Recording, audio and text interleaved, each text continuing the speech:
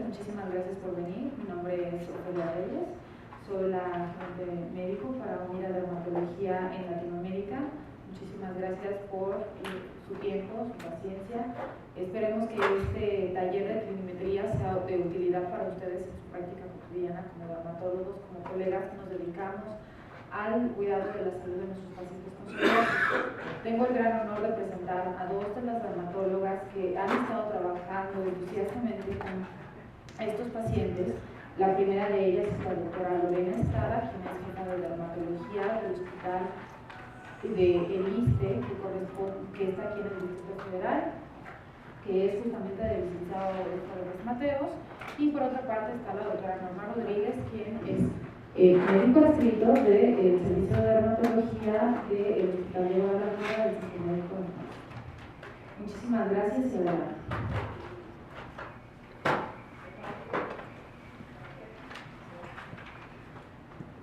Muchas gracias a todos. Sé que es sábado, que es temprano. Es un esfuerzo muy loable de parte de ustedes. Y un tema que a lo mejor no estamos tan habituados los dermatólogos. La clinimetría es una rama de la medicina que implica todo el grupo de herramientas que se necesitan para poder medir, clasificar, estadificar diferentes signos, síntomas, hacer entrevistas, etcétera, en pacientes enfermos.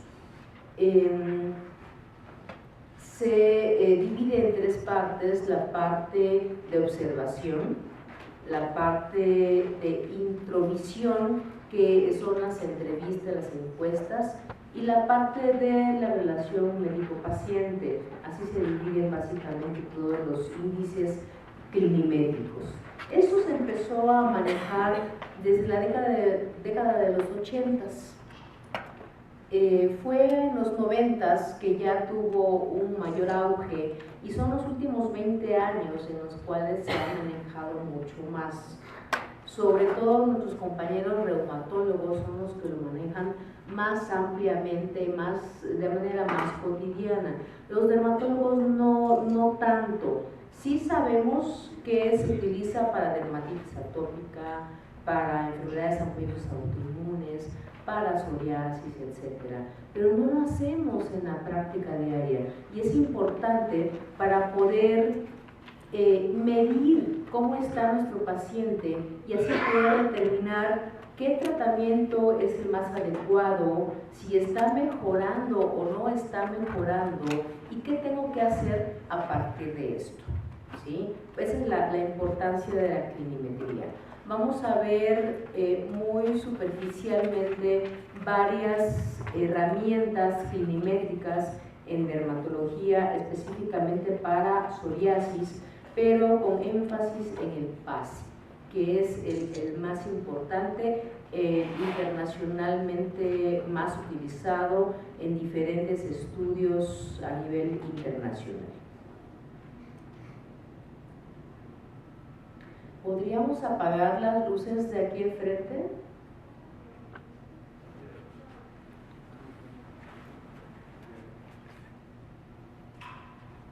Para que se vea un poquito mejor. Muy bien, esto es lo que les decía. Ojalá que podamos implementar en nuestra práctica cotidiana estas herramientas. Es para una valoración objetiva, porque todos podemos decir, no, sí, qué feo está este pobre paciente con psoriasis, ¿no? Lo tiene muy extenso, no, pero necesitamos ponerlo en papel y poder decir cuánto tiene. Y muchos trabajamos para el ISSSTE, Seguro Social, etcétera, y viene una etapa en la que tenemos que justificar ciertos medicamentos, ¿sí?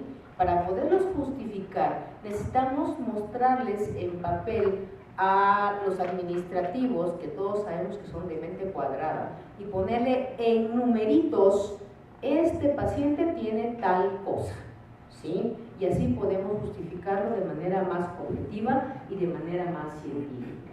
Nos ayuda a determinar la severidad, la eficacia de los tratamientos, la pausa terapéutica, tomar decisiones oportunas y sobre todo el bienestar de nuestro paciente, que es lo más importante.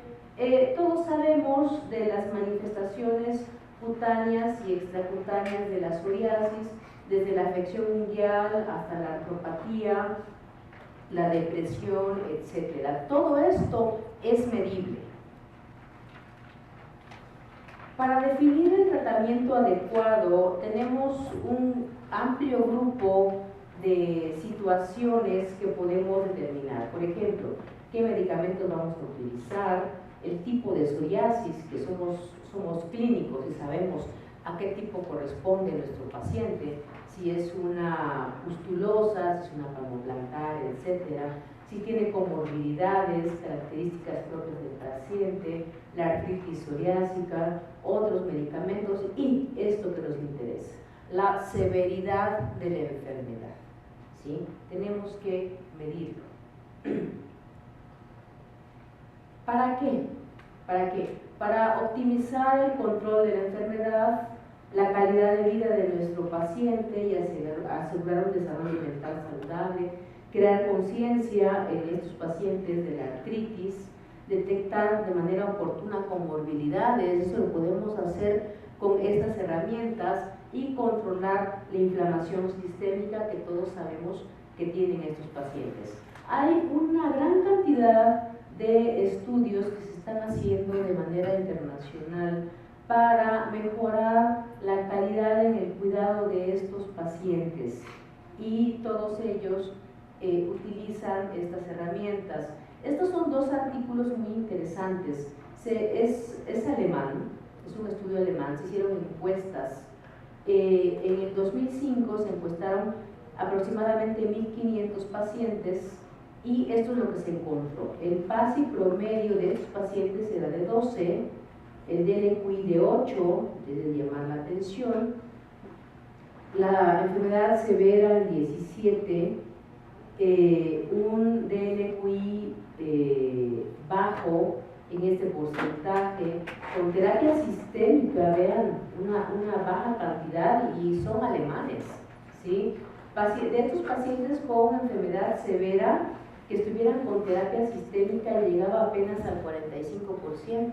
Ayer estábamos platicando de nuestros pacientes en México, ¿cuántos que tienen enfermedad moderada o severa, cuántos están en tratamiento sistémico o con biológico?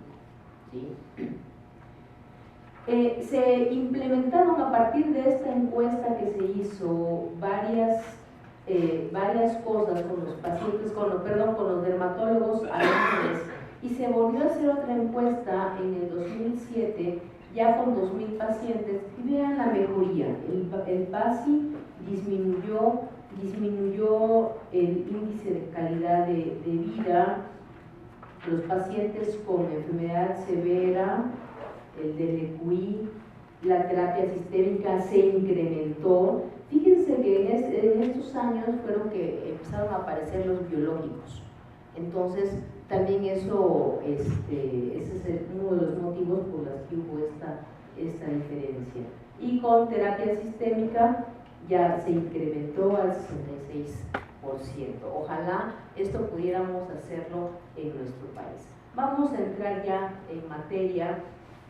Y para clasificar la enfermedad, para determinar su severidad, utilizamos el PASI principalmente, que es el índice de severidad en psoriasis, y la superficie corporal afectada.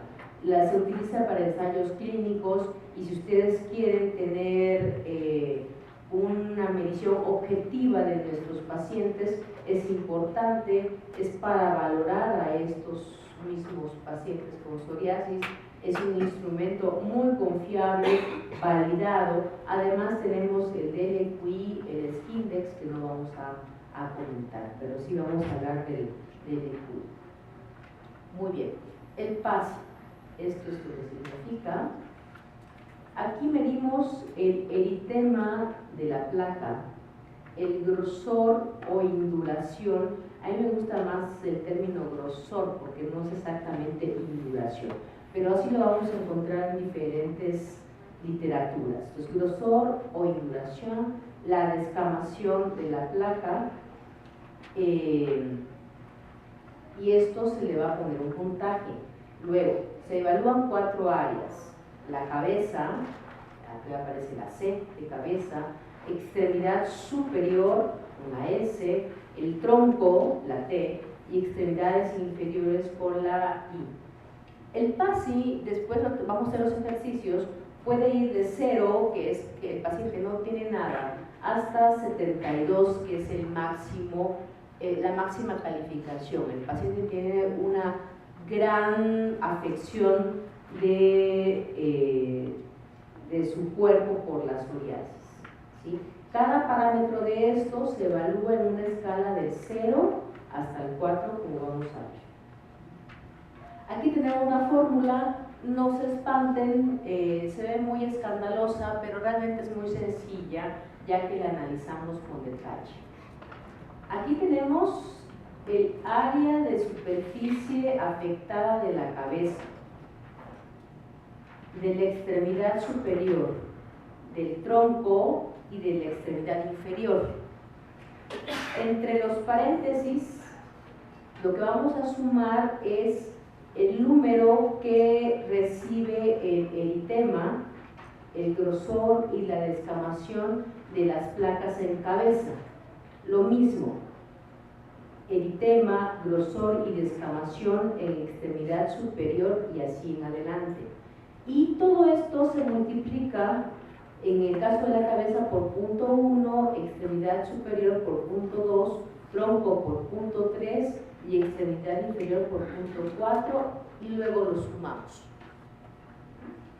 No es tan complicado realmente, se ve un poquito aparatoso, pero no lo es así.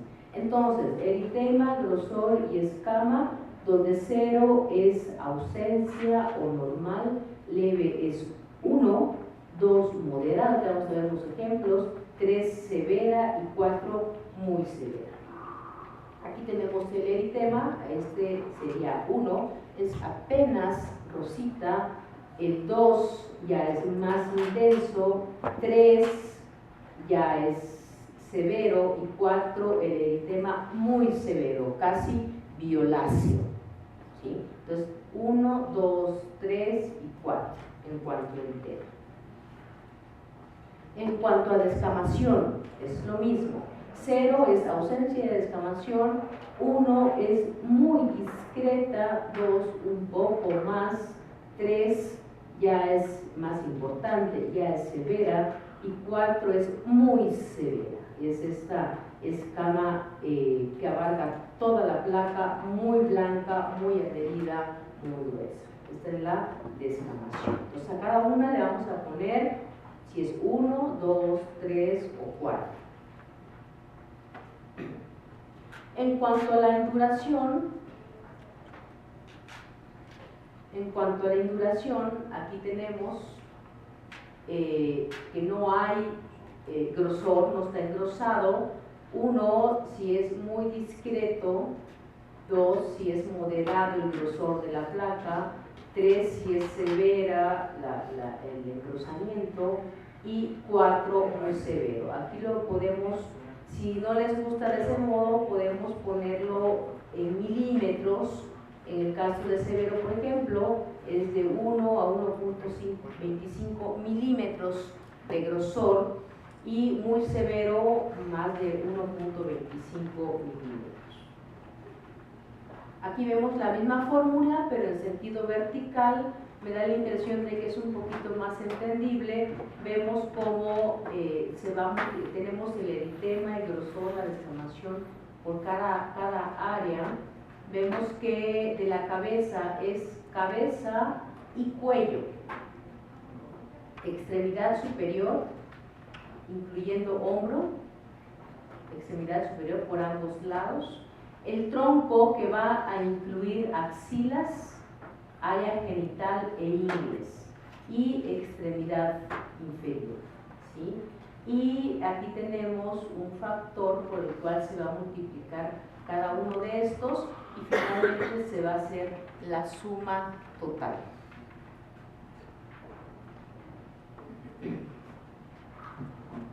Después de esto vamos a la superficie. Tenemos que determinar el porcentaje y aquí tenemos varios modos. Podemos hacerlo con la regla de los 9, que es un modo de hacerlo, o un modo más práctico para nosotros es el porcentaje de superficie tomando en cuenta la mano, ¿sí? Una palma completa equivale al 1% de la superficie corporal total.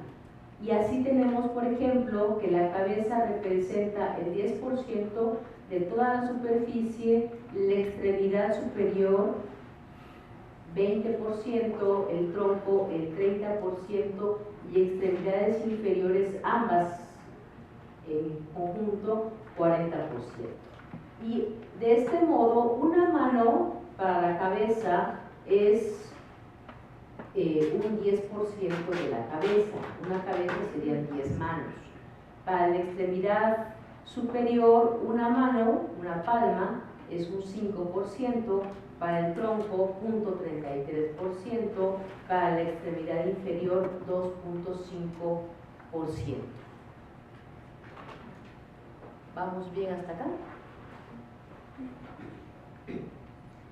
Ya después de tener este porcentaje le vamos a poner un número y si es menos del 10% es 1, 10 a 29, 2, 3 a 49, 3 y así en adelante. Este es el número que vamos a hacer ejercicios con la doctora Rodríguez para el pase, ¿sí? Para que quede más claro, porque se los explico y a lo mejor no hay detalles que se nos escapan. Entonces ya con el caso clínico y haciendo en el papel es más fácil y más ágil. Ok, vamos a hablar rápidamente ya nada más de el índice de masa corporal, índice de cintura-cadera, lo que es síndrome metabólico y el DLQI, que también es importante medir. Tenemos el índice de masa corporal, que como todos sabemos es el peso en kilogramos dividido por la estatura en metros al cuadrado. Esa es la fórmula para el índice de masa corporal. Y esto nos sirve para determinar si nuestro paciente es normal, está desnutrido o tiene sobrepeso. Todos sabemos que una gran cantidad de nuestros pacientes con psoriasis van a tener sobrepeso o algún grado de obesidad y es importante poderlo determinar y poderlo expresar por escrito para estudios que tengan que hacerse. El índice de cintura-cadera, la cintura, acuérdense que se mide en expiración en el punto medio entre el reborde costal y la cresta ilíaca. ¿Sí? Ahí es la cintura, porque el gordito como que se nos pierde la cintura, ¿verdad? O sea, ¿dónde quedó? Bueno, ese es el punto donde se tiene que medir. En cuanto a la cadera, es a nivel de los trocánteres, no hay mayor problema, tiene que ser el paciente de pie con los pies juntos. Y el índice de cintura-cadera se determina con la circunferencia de la cintura en centímetros dividido por la circunferencia de la cadera también en centímetros. Y aquí tenemos los valores normales. 0.85 para la mujer, alguna literatura dice que es 0.80, pero bueno, aquí lo estamos usando como 0.85 y 0.90 para el hombre, eso es lo normal. Estas son las imágenes en manzana y en pera que encontramos en relación a estos índices. Valores superiores a estos indicarían obesidad abdominal. Para eso nos sirve, para medir obesidad abdominal. Y acuérdense que esa obesidad abdominal es la que es más importante para las comorbilidades, para el síndrome metabólico, para los riesgos cardiovasculares, etc. Por eso es importante poderle determinar a nuestros pacientes esto. Y es tan fácil como tomar una cinta médica.